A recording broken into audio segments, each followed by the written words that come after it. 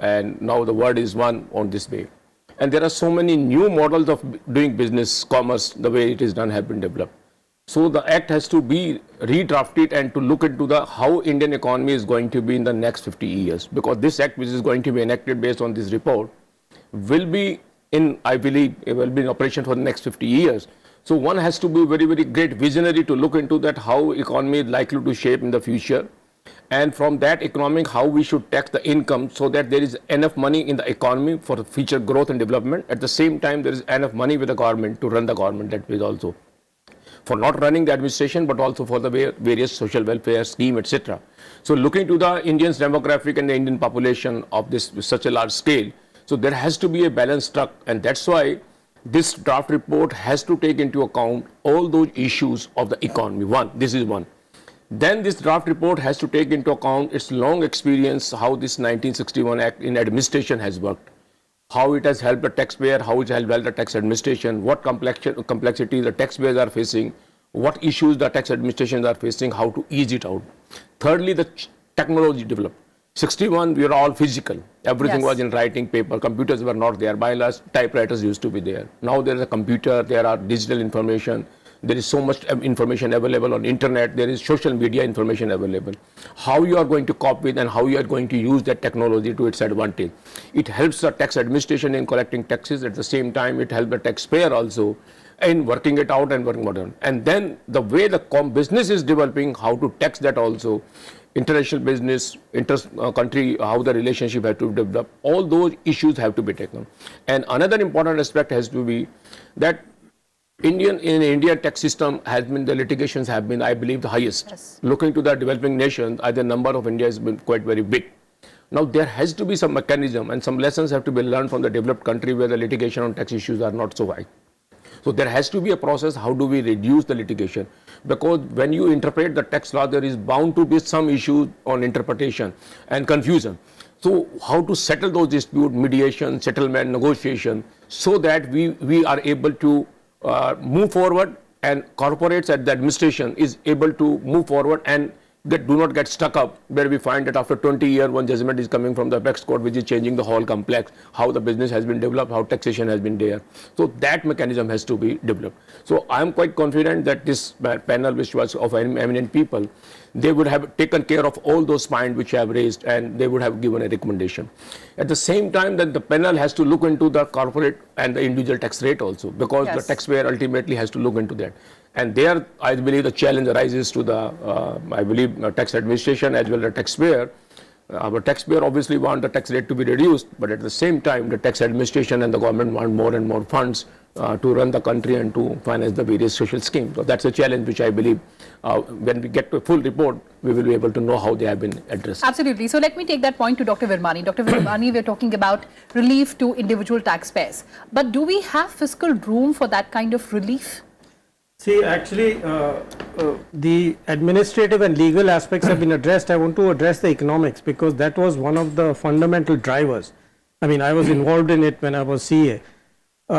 Basically, you got to remember that, you know, tax economics has developed as a field since independence. Many of the things have not only been tried, they've been experimented with all across the world, and the whole tax economics is a special field now. And it's a well-developed field. So, you know, as was said, that the situation, the external environment has changed, so has the knowledge of tax economics. So that's a big fundamental change. And given that, the second point is that the code was developed with amendment upon amendment.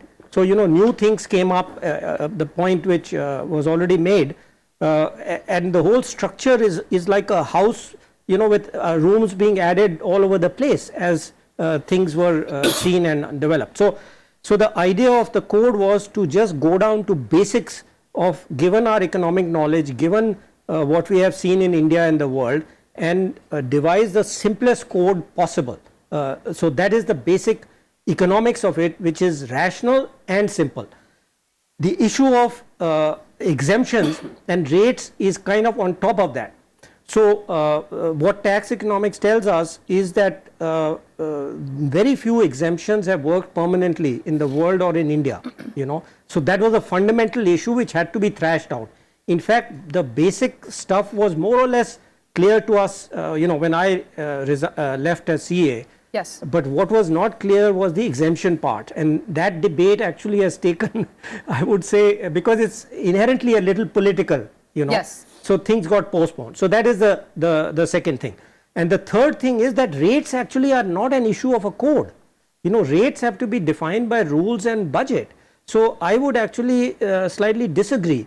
You know, one can have a philosophy or an approach which, for example, integrates corporate taxation with personal income taxation, and this is one of the issues in economic theory, but you cannot specify rates, you cannot bind all future parliament. So I would say that has a different plane. The committee can give some views. For example, it could say that all over the world more than 50% rates have never worked, so it should not be above 50. But they can't say it should be 20 or 30 or so on. So that will not be actually, I think, the basic stuff about it. So Dr. Virmani, what will DTC mean for individual taxpayers? The biggest thing should be simplification. For example, you know, you may know, I fill my own returns. We have to file our returns by the end of the month. It is really an effort which goes into it. So hopefully the code will make it so simple that one could basically have a little Excel file, put in a few numbers, and of course we've got that seeding thing will be much easier. If you remember, in the budget, the finance minister, which was a very important thing from my personal perspective, that they will have automatic seeding. Now that becomes very, very simple once you simplify the code. So perhaps the former secretary can tell us more about the impact on individuals. Absolutely. So the focus is on the simplification of the entire taxation process. But also, Dr. Pandey, in a country of more than 1.2 billion, only 74 million people are effective taxpayers. How would DTC expand the base of taxpayers? You see, the expansion of tax base is essential to meet the fiscal targets, and to that extent, I would like to carry forward what Dr. Virmani said about the macro context of tax economy. You see, from the early days of early 70s, when we had maximum marginal slab rates of more than 70-80%, it has come down to maximum 30% when in 97-98, and since then we have seen steadily the direct taxes growing steadily and healthily year after year, and that has been one of the most successful aspect of public finance reforms and fiscal reforms. But the tax GDP ratio is still a cause of concern. Till in 90s we had a gross tax revenue of central government was about 10% of GDP. It peaked to 12% of GDP in 2007-8, and then again slided back to 10% by 2013-14. Thanks to the effort in last 5 years, it has again crawled back to 11.7% today. But it is still not enough and the central government expenditure is 13% of GDP. If we add states, it will be about 27% of GDP. So 27% of GDP expenditure, public expenditure, is not the level of development that we would like to see. We have to enhance it. And the other macro dimension that is added to from previous decades is that we are much more now integrated with the rest of the world, both in terms of trade and investment, and capital account convertibility is there, mobility of capital is there, tax competition among countries is very intense. So apart from domestic, there is also an international context to our tax policies. You have to rationalize that. And then the third macro dimension is that traditionally, for the sake of administrative convenience, we have focused on simply on ability to pay. The tax law seldom tries to differentiate between high risk income, low risk income, legal income, illegal income, non-recurring income, recurring income, and these nuances would mean bringing differences, which will be little more difficult to administer, but they will bring more equity in the system. The current discourse when we say wealth creators should be respected, they should not be harassed, they should not be viewed with suspicion. So we have to provide an atmosphere where those who create wealth get special consideration. Those who earn interest from government securities or salaries from government, they are the most secure sources of income, and for them to be treated at par with say high risk business income or shareholders income, which suffers triple taxation for high shareholder. These anomalies once we address, I am sure the tax base will increase, because when the cost of tax evasion and the cost of tax compliance, the differential is not very much, you can move people to migrate from a regime of tax evasion to tax compliance. So from the practical aspect, the faceless assessment, randomized, anonymized interface between the assessor and the assessee will help. Information sharing will help, and ultimately, as we have seen in last 20 years, almost 85 to 90% of tax collection is through TDS, TCS, and voluntary compliance. So the enforced compliance through raids and all that, it's very little. So more and more we use technology and psychology, we would have succeeded in our efforts in creating a taxpayer friendly administration. You mentioned a very pertinent point about faceless assessment. Let me take that to Mr. Jain. Mr. Jain, the draft talks about, there are reports that it talks about faceless assessment. What is faceless assessment and how does it function?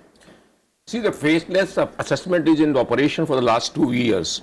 I think in 2017 it was introduced. The faceless is that one need not appear before the assessing officer or a tax officer. One has to, there will be an email sent to it that this is the information which is arising from your tax return, and you need to submit a reply or your evidences in support of the income, whatever issues are arising. And there is no movement, physical movement of any document, there is no physical movement of any persons, and you do not know who is the tax officer who is looking into. The faceless means, because you see that in tax department there have been various issues coming up on this issue. Okay, that when you go to tax officer, you are harassed, there are temperamental issues, there are ego issues, there are other issues. To avoid all this, it has been proposed that it should be a faceless assessment, which we call e-assessment or a faceless assessment. You do not know. I am sitting in Delhi, I file my tax return. One fine morning after 1 year, I get a notice, look, Mr. Jain, you have made so much investments here, I will need evidences from where this money has come in. I do not know from where it is coming. It may come from Bangalore, it may come from Pune, some person has written, computer generated. I send my reply, it goes to a person, I do not know where he appraises my reply. If he is satisfied, he closes the file. If he is not satisfied, he further puts a question, this information is not self-contained, you need to provide some more specific information. So I submit the information, on that basis it is done. So I believe in this era of computerization and digitization, this is very, very feasible and very, very practical also. And this will reduce a lot of pressure and a lot of issue which has arisen with the tax administration regarding the assessments where people have made various allegations, etc. So this takes care of that issue also. But coming to the issue which is a direct tax code which is now going, as I said, this is going to be in operation for the next 50 years. Yes. I just take a cue from Mr. Virwani what he said. We had an act in 1961, it was just like a land and we built a house. Thereafter, over a period of 58 years, we go on adding some rooms here, some bathroom here, some other thing here, we removed one thing, we added something like this. Now we are having a 2019 act. There are two options. We still make some renovation, or otherwise say we will raise the entire infrastructure as on date now today, and we will build absolutely a new house which meets the expectation of today and look into the requirement for the next 50 years. If you want, I want to construct a house, I would like to make it sure that I have all the modern facility which are normally available in the house, and also look into that in future in case communication is required, some other things are required, so there are NF conduct pipeline, the receiver line, etc. I believe that this act of 2019 has to have the same vision, that I need to have absolutely a new structure which meets not only the today's expectation, which also has a vision what the world is likely to be in the year 2069. I must be able to visualize today and see, yes, this act will take care of the situation, subject to certain small modification which may be. It may not happen that we come with a code and then thereafter, year after year, we go on again changing. Coming to the issue of the tax rate, I agree with Mr. Virmani on that point, that it is very difficult for a government to prescribe the rate for all times to come. Absolutely. Why we have a tax rate every year in the finance bill? We have a convention going on from 1914. Yes. The reason being because the country need fund for particular year. So you first estimate the expenditure and then you try to find out the resources from where the money has to come. And then you plan it out that who can pay more, little bit more or who can pay little less to reduce it out. So that's an important aspect which one need to take care of it. Though direct tax code is likely to prescribe, but direct tax code can definitely lay down the principle on what basis the tax rate will be decided. Because as one of the recommendation which we are getting is, I believe, in the which may not be not in public domain, but otherwise as we read the press is that surcharge is proposed to be abolished. Cess is proposed to be abolished. That's the issue. Then the principle of taxation, that minimum alternate tax, that need to be abolished. How you tax a corporate, whether you want to tax the corporate independently and then you want a corporate to pay dividend distribution and then you want a shareholder to pay tax. That proposal has to be worked out. No, our policy will be very clear. Company need to pay one tax and thereafter no tax. That's a So issue. the government has to make a very calibrated move. Dr. Virmani, you wanted to make a point. 2 points here. One is the very correct point that you have the opportunity now of building a system for the future, and that is what revolutions are about. You know, it's when we say big bang reform, here is an opportunity which really doesn't affect negatively too many people. You know, there are many reforms which have in the first few years negative reforms. I cannot see any big negative from this, so it's a golden opportunity. The second thing is that some of the things which has been mentioned are really part of the what we have learnt about tax economics, like surcharges, cesses. It's all, nowhere in the world does any tax economist recommend these things. So this is the time to kind of get rid of them. Third, and part of that, the structure. Yes, the structure can be defined, that if we'll have 3 rates or this will be the basic exemption or deduction, that structure can definitely be defined in the code. What I was only referring to is the rates itself cannot be in a code. It could be an addendum as rules even in the code, but it is not. It's the same reason why we opposed the in the constitutional amendment of GST of putting a number. Though the basic idea of the proposal that GST should not be more than whatever 50 or 15 or 30 is a good one, but it cannot be in the constitution. So similarly, so that's the second. And the final point I would connect to the macro environment, which you asked me earlier. That again, given the economy is weak, this is one of the simplest and best ways of giving a huge boost to animal spirits. So it's a good time, and what we have been telling the government at various levels is that put the code in the public domain for discussion. That will give hope to people if it is a good one, as we all hope that it is, and then enact it in the budget. It would be a big boost to the economy and would get rid of all this pessimism. So it's very important for macro. The key macro is not the fiscal deficit. It is this hope and animal spirits which would be created by having a good simple code which is passed in the next budget, say. To boost the entire economic Absolutely, cycle. the macroeconomy. Right. Dr. Pandey, it is also expected that DTC would further propel ease of doing business in India by suggesting a uniform tax rate for both local and foreign companies. What kind of impact do you foresee on the investment environment? Yes, that I already mentioned because of the mobility of capital and international context to tax policy.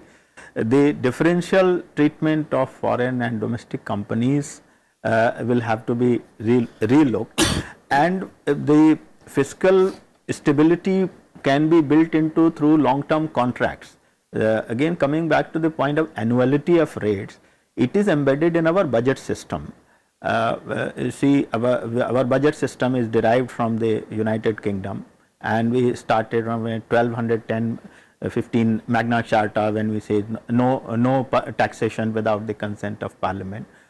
So even now, the rates control of Parliament of the day on the taxation, it is an assertion of that, and it cannot bind future parliaments in it.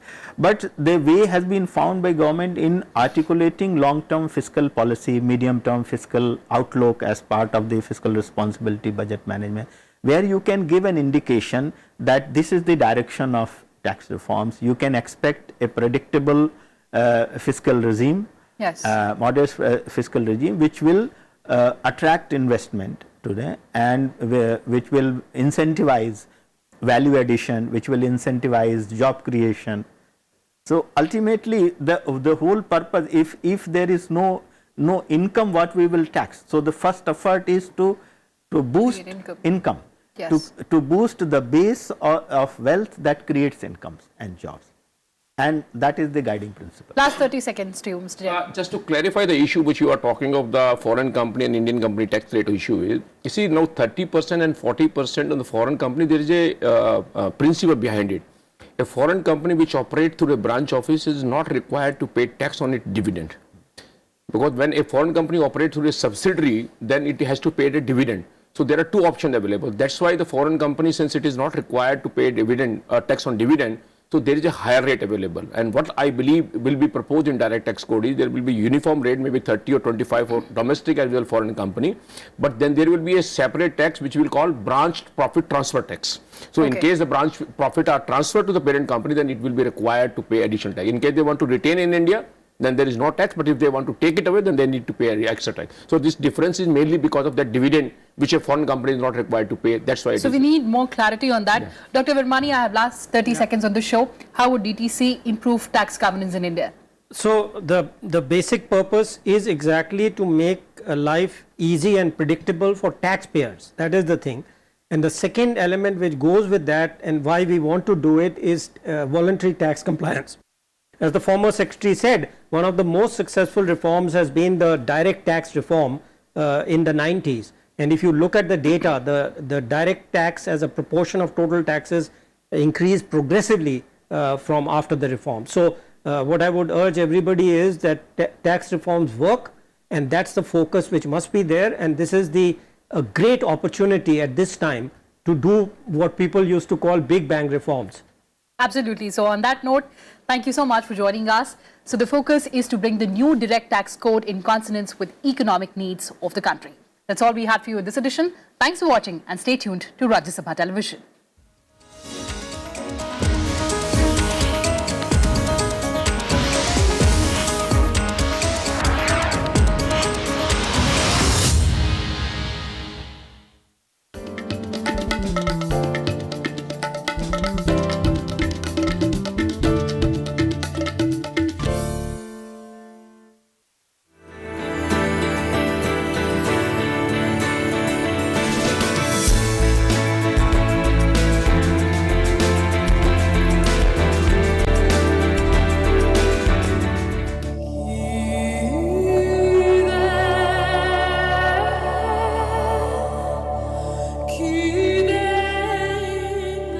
Lying in the eastern bank of the Hooghly River, this is the city of Kolkata, the capital of the eastern state of West Bengal.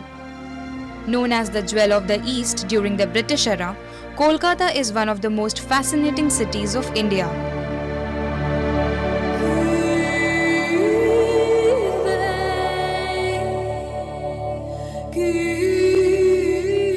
When the British first came into this bustling city, it was nothing more than a village known then as Calicut. But the small village soon became the capital of the British Empire, and today it is the nerve center for trade and industry and is also known as the cultural cradle of India.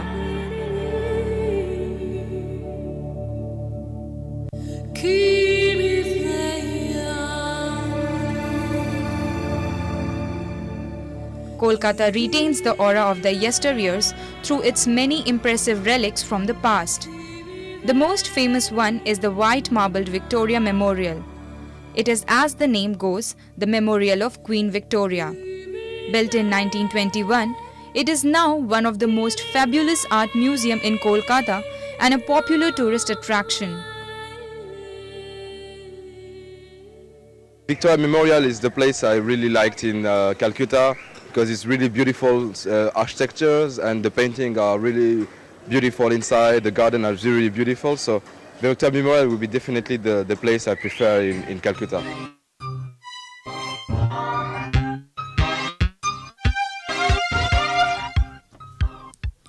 Just beside the Victoria Memorial stands the St. Paul's Cathedral that offers another glimpse of British-era architecture. Go back in time by taking a trip around the city in the oldest running tram system in Asia. Trams have been running here since 1902 and are an essential part of the Kolkata experience.